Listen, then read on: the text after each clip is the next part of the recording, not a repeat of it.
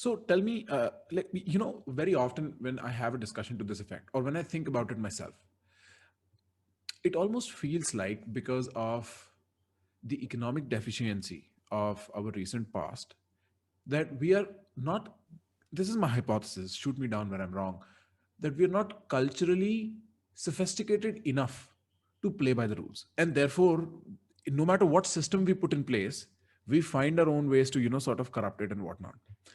But in this example, and what we've spoken about up until, my concern is that Bangladesh is not very different.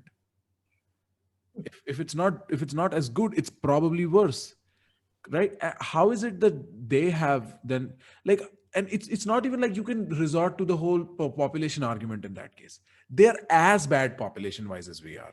How is it that they are managing to play by the rules, or like have like a systemic change?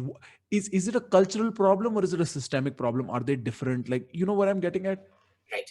So see, Bangladesh corruption is probably more blatant than in India. They're probably much more corrupt than we are. But remember, both Britain and America, before they became fully industrialized, were just as corrupt. Right. France was just as corrupt. That's why you had the French Revolution. Right. Yes. So the thing is, it's kind of, you know about the Kuznets curve, right? That after you reach a certain per capita income, the environment becomes more important to you. Because then the quality of life improves. You're more focused on the quality of life, and therefore your environmental consciousness becomes higher. This is like that. The richer and richer you get, the more you focused on correcting systems you become. Which is what happened in America. America was run entirely by a small bunch, and in Britain it was run by the nobles, the House of Lords, realistic, right? Which was a little cartel. Right.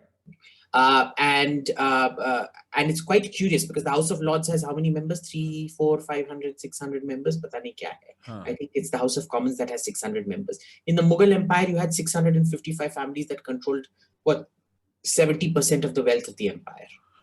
So that isn't the issue out here. The issue is, do you understand what you are doing?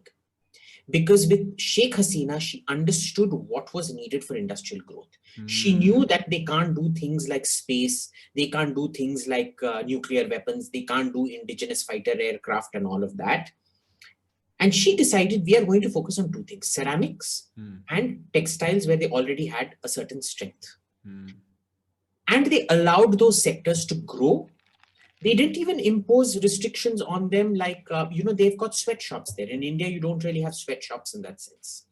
But then you don't have, people can't open up new factories. Right. There, they can just keep expanding. And ultimately, the quality of life will grow. Here, you're not allowing to expand. You're not even allowing you're settling. So say Bangladesh started from here, the average Bangladeshi textile worker. Today, they're still not up to you. They're still slightly lower. But in say 10, 15 years, they'll be here. You have been here, you continue to be here, and you don't want to go anything beyond here. That is our problem. So you understand what's happening out here. It's this Chalta hai attitude. It's gotten back. It's come back. It's come back.